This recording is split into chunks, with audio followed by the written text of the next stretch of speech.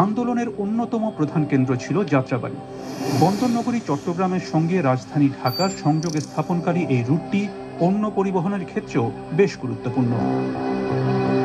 অনেক জনগণ থাকে যাত্রাবাড়ি ডেমরা এলাকায়, কারণ ঢাকামুখী একটা প্রবেশ পথ এই যাত্রাবাড়ি। এই এলাকার মধ্যে সবাই থাকে, স্টুডেন্টও আছে, আপনার অনেক শ্রমিক আছে। মহাসড়কের গা ঘেঁষে দাঁড়িয়ে রয়েছে কড়া নিরাপত্তা বেষ্টিত একটি পুলিশ স্টেশন, যাদের দায়িত্ব সেখানকার নিরাপত্তা নিশ্চিত করা।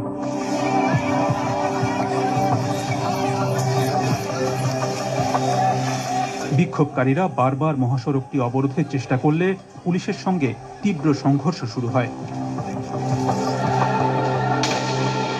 বাংলাদেশের মানুষ তো স্বাধীন, তারা কথা বলতেই পারে।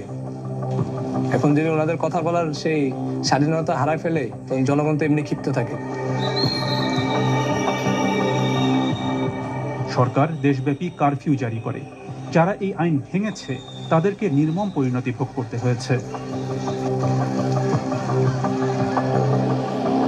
যাত্রাবাড়ি থানার সে সময়ের কিছু নথিপত্র বিবিসি আইয়ের হাতে এসেছে, যেখানে দেখা যাচ্ছে বিক্ষোভ দমনে পুলিশ তাজা গুলি এবং সামরিক মানের রাইফেল ব্যবহার করেছে।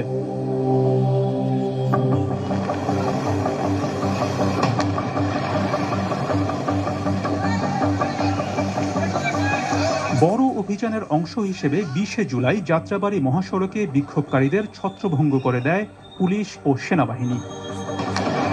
সেদিনকার একটি ভয়াবহ ঘটনা ক্যামেরায় ধরা পড়ে। মহাসড়কের পাশে একটি চায়ের দোকানের কাছে 19 বছর বয়সী শিক্ষার্থী ইমাম হাসান তাইমকে মারধর ও গুলি করে পুলিশ। তাইমের বন্ধু তাকে নিরাপদ স্থানে সরিয়ে নেওয়ার চেষ্টা করলেও পুলিশ গুলি অব্যাহত রাখে। পরে ওই দিনই তাইমের মৃত্যু হয়।